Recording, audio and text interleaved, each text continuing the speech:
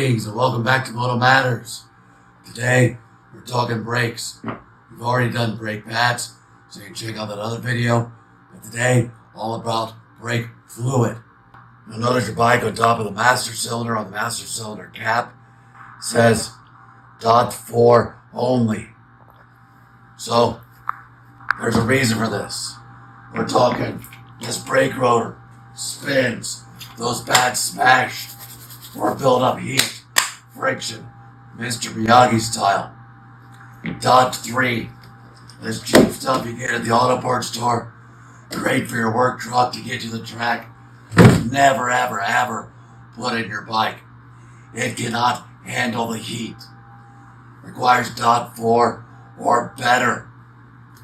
What we have right here, well, we're using .5.1. .5.0 is full synthetic and cannot be mixed with .3 or .4. So if you do switch to 5.0, you have to completely clean out the system and replace it with 5.0 only. But .5.1 is not a full synthetic and can be mixed with .3 and .4. So I now use 5.1. Again, the number, higher the number, the higher the boiling temp. Back in the early 90s or mid 90s when we switched to this type reservoir instead of container up here, the off-road guys were boiling them and the brake would lock up, real would not turn. Again, back here, a lot of friction, a lot of heat gets built up right here and it transfers. So the first thing we're going to do, just a simple bleed. When I was racing all the time, taking it very serious, every 3 to 4 races, you want to bleed this little bit to get out the fluid that's stuck in your caliper, because that gets burnt. Gets burnt first. You want fresh fluid for sharper brakes that don't fade. This is real easy. You pull this cover, you crack it loose. You don't even have to add new fluid every time, every other time, or every third time, because the master cylinder holds enough. So we're just going to start right there.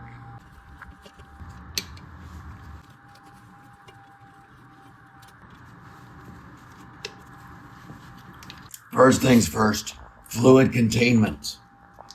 Well, you don't want your fluid shooting out. If your bleeder goes the other way, it's going to shoot all over your bike.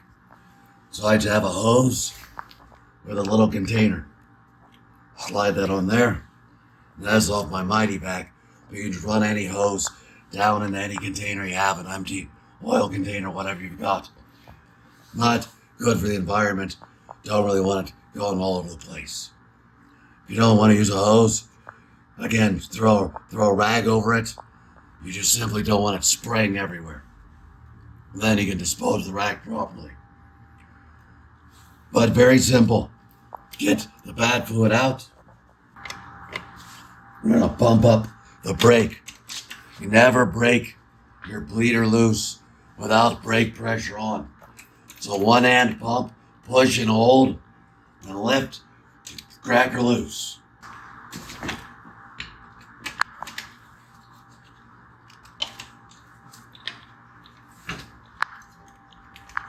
With the fluid, the pedal down, you want to tighten her back up.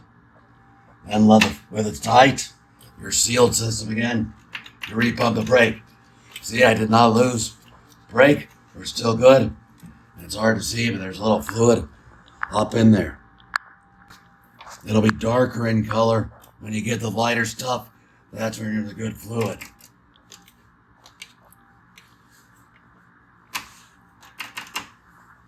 So a couple pumps, we're good to go. Go hit the trail or the track for another good race. Now you can only do this so many times before you have to add fluid. So we'll show you how to do that.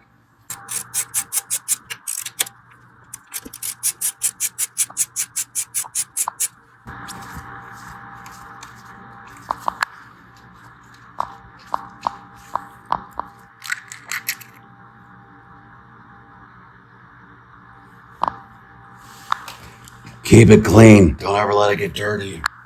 You recommend it always used from a sealed container. These containers are huge and it's small, so you'll end up throwing a lot of it away. Just use common sense. If it's old, it can draw water, so that's why it's always supposed to be a sealed container. It's not that old. I go ahead and use it, but it's been sitting around for years. Chuck it and buy new. Now, we never ever want to let the master cylinder go down so low that it sucks air. You'll get air in your system and your brakes won't bleed. How it works is this piston pushes fluid through the tube, then pushes the piston against your brake pad. So it needs solid fluid to push forward and backwards. There's an air bubble in the middle. This fluid pushes, but it doesn't push the fluid at the back. It just compresses the air. So you cannot get air in the system or else you'll have no brake.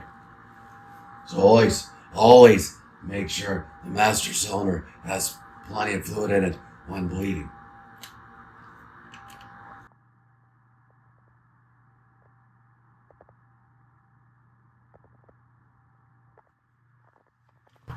Now you saw how little we let out in those two little bleeds. So you're just doing an in-between race, refill for that every once in a while. Don't overfill it like that. You'll push it back in, and too much fluid will cause it to lock up, and you'll lose brake too. So use the side glass, just mostly full. You also notice the cap has a plunger in it, which will push a lot of the fluid out too. So don't overfill, or that can lead to brake issues as well. But I went ahead and filled it completely to the brim, because we're going to bleed it off a lot. So, to completely change new fluid should be done once a year kind of a thing. Means pump, crack, pump, crack. And you see my fluid level, you're completely full, that much, and two. Give her another here. See the fluid level drop.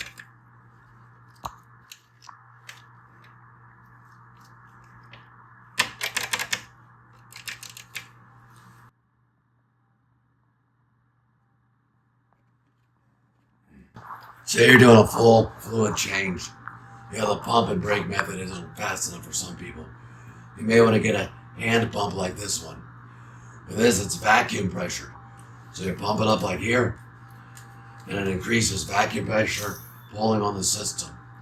We have our container to hold the liquid. Make sure you notice which side goes to the pump. There's a one-way valve, so you don't fill your hand pump full of fluid. So then you get a vacuum going, you don't have to pump the brake system. You just break her loose, pull the vacuum, and close her back up. You see our vacuum pressure build up, and our brake's good. This is especially helpful if you get air in the system and need to pull a lot of fluid out. Some people will want to use an electric version of this, which they make it for cars and trucks. Never for a motorcycle. These master cylinders are so small, you'll suck it empty and suck air so quick. So only a hand pump or this system.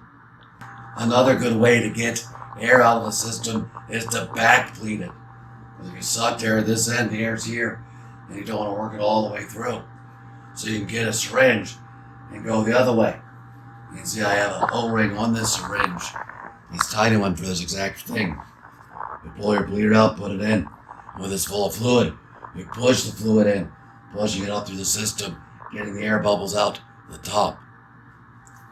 This is extremely helpful when you get a trapped air bubble and can't get it out.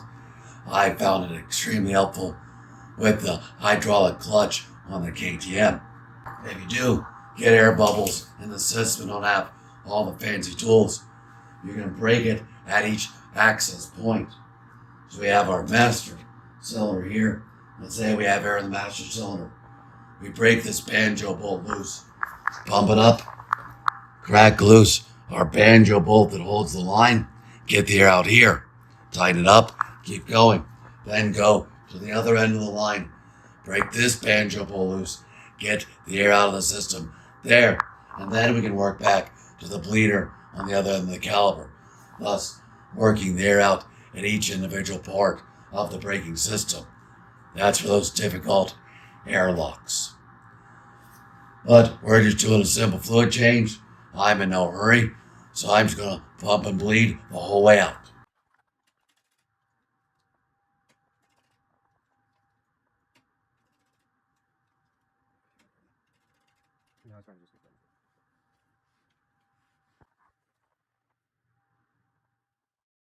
If you look, you'll see how far down in the fluid actually is at the side level.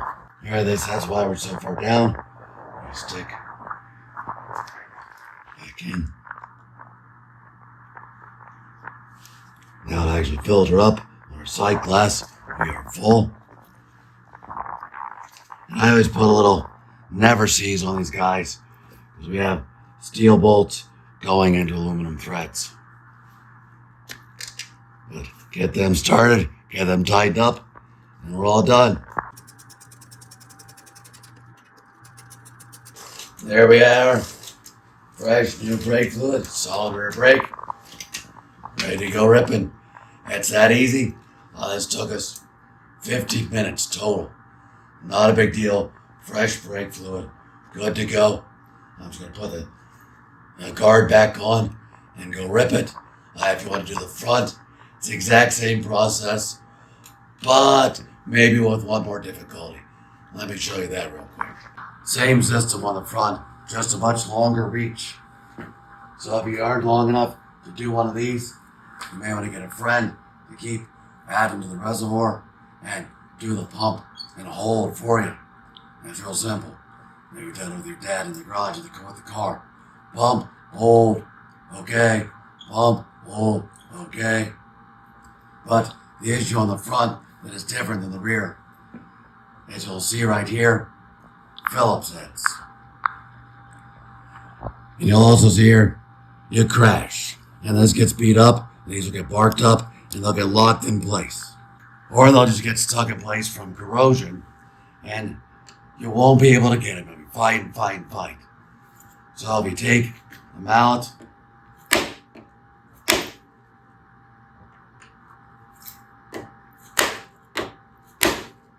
that'll often just break the threads loose enough that you're able to, with a good bite, get the screws loose, just like that.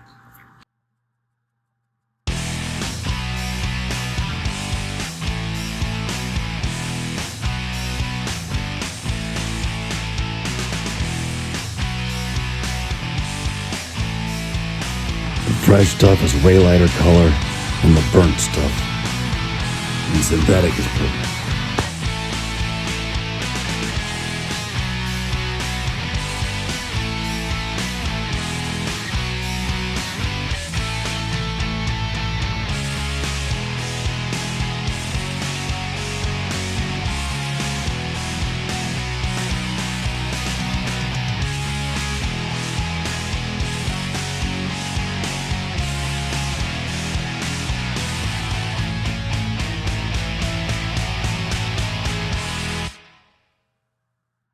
And final last step, since you did say I got a little messy, wash it off. You don't want that fluid. It stains, it'll cause things to burn, eats into things, issues. Just get everything wiped down, a little soapy water. That's all there is to it. And we are done. Less than an hour. New fluid, front and rear. Hope you liked it. Hope you learned something. Thanks for watching either way. Don't like, don't share. Definitely do not subscribe. Or do, I don't